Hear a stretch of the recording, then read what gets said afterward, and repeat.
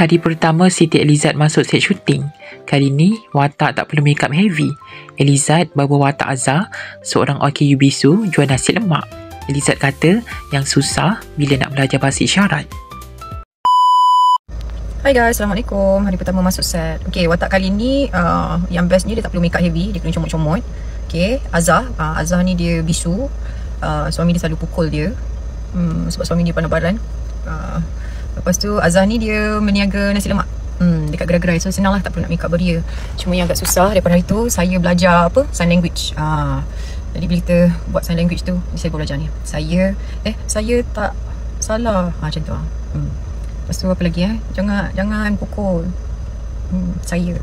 Oi, kelang kabut lah So guys, nampak tak kesusahan tu? Nak kelepek macam ni ke? Ataupun biar je.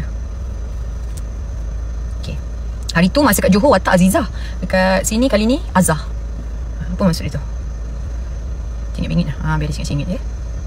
Jadi kalau korang ternampak saya syuting tu, tengah meniaga nasi lemak tu kat gerai-gerai, jangan lupa berhenti, okay? Supportlah bisnes Azhar nasi lemak.